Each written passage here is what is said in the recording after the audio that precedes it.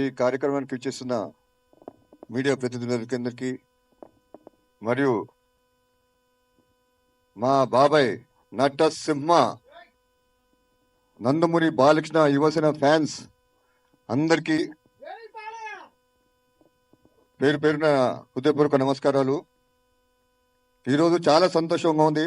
తుమ్మల చందు గారు ఈ సినిమాని రిలీజ్ చేస్తున్నారు. మార్చి 2న పుట్టి నైజాంలో దాదాపు 100 థియేటర్లో రిలీజ్ చేస్తున్నారు. మళ్ళీ ఆంధ్రాలో తెలియదు ఎన్ని థియేటర్స్, మోర్ దెన్ 250 థియేటర్స్. ఇంకా సమసింహారెడ్డి గురించి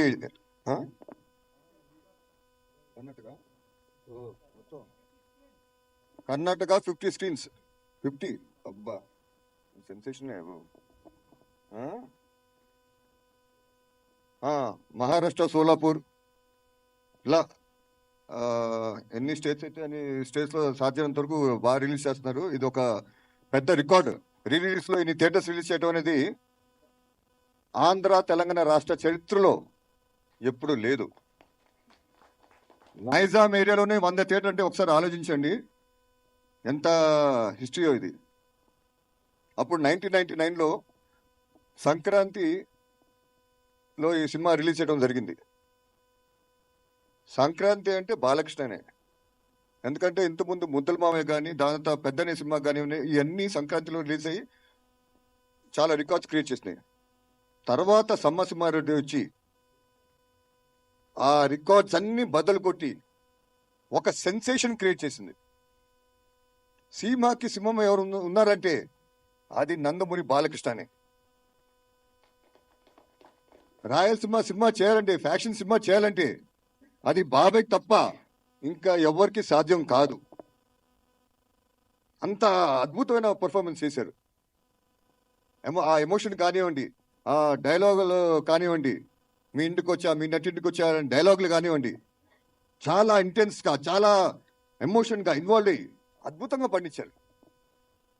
అది ఏ హీరోకి సాధ్యం కాదు. అది ఓన్లీ ఎన్బికేనే, ఆయన వల్లే సాధ్యం అవుతుంది. ఈవెన్ మీరు డ్యాన్స్ చూడండి, కొత్త డ్యాన్స్ క్రియేట్ చేశారు అప్పుడు. అది మన అందల ఆడబొమ్మ. ఇంకోటి రాబోయే ముద్దల మామయ్య, బాబాయ్, నందమూరి నాయక, అద్భుతమైన సాంగ్స్. అప్పుడు మనీష్ శర్మ గారు చాలా ఎక్సలెంట్ మ్యూజిక్ ఇచ్చారు. ఇప్పుడు సెన్సేషన్ క్రియేట్ చేశారు. అప్పుడు అందరు హీరోస్ అందరూ ఇప్పుడు మనీష్ శర్మ వెనక పట్టడం జరిగింది. బాబు మాకు మ్యూజిక్ ఇవ్వండి, మాకు మ్యూజిక్ ఇవ్వండి, ప్రొడ్యూసర్ కానివ్వండి, ఇంకా చిన్న చిన్న బడ్జెట్ ప్రొడ్యూసర్ కానివ్వండి, ఇలా మొత్తం ఇండస్ట్రీ అంతా మనీష్ శర్మని తెలుసుకున్నారు అని పేరుని.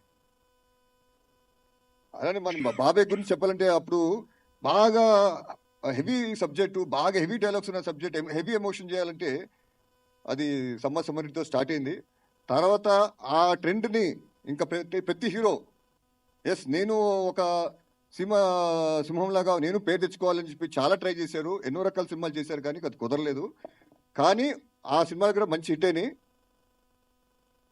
అది ఒక ట్రెండ్ సెట్గా నిలబడింది ఆ సినిమా సమసింహారెడ్డి. ఆయన ఆ సినిమా మన డైరెక్టర్ గురించి చెప్పాలంటే బి గోపాల్ గారు చాలా అద్భుతంగా చిత్రీకరించారు. ప్రతి షాట్ని, ఫ్రేమ్ని చాలా జాగ్రత్తగా అద్భుతంగా రావాలి.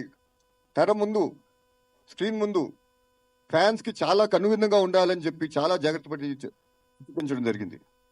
ఆయనకి నిజంగా మా నందమూరి ఫ్యామిలీ నుంచి ఆయనకి చాలా ధన్యవాదాలు తెలియజేసుకుంటున్నాను.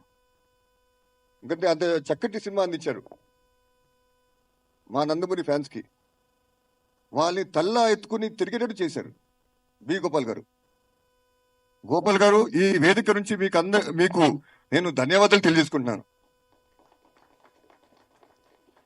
ఆయన అప్పుడు సమసింహారెడ్డి కదండి లారీ డ్రైవర్, దాంతో నరసింహనాయుడు, మన అంత లారీ డ్రైవర్, రౌడీ ఇన్స్పెక్టర్, దాని తర్వాత సమసింహారెడ్డి, నరసింహనాయుడు, ఇలా ఎన్నో అద్భుతమైన సినిమాలు సార్. కానీ సమసింహారెడ్డి ఆయనకి ఒక మైలురాయిగా నిలిచిపోతుంది, స్పెషల్గా నిలిచిపోతుంది. ఎందుకంటే ఇట్స్ ఫస్ట్ ఫ్యాక్షన్ మూవీ ఈ ఆంధ్ర రాష్ట్ర చరిత్రలో చూసుకుంటే. అని అందులో డైలాగ్స్ కూడా చాలా జాగ్రత్త పడారు.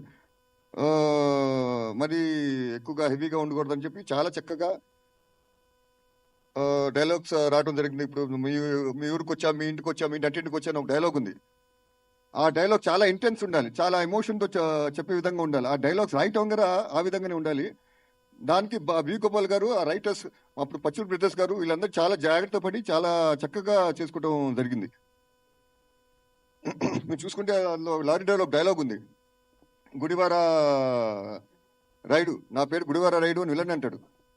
నా పేరు గుడివార రైడు, నోట్ తిరగక వాళ్ళు నన్ను గుడివార రౌడీ అంటున్నారు అని ఒక డైలాగ్ ఉంది. అది అద్భుతంగా, ఎంత అద్భుతంగా వచ్చిందంటే ఈరోజు నిజంగా గుడివాడలో ఒక రౌడీ ఉన్నాడు అక్కడ, చెప్పక్కల Gudivada rowdy. So we Gopal గారు ఏ ముహూర్తంలో ఆ డైలాగ్ పెట్టారో చాలా అద్భుతంగా పేలింది.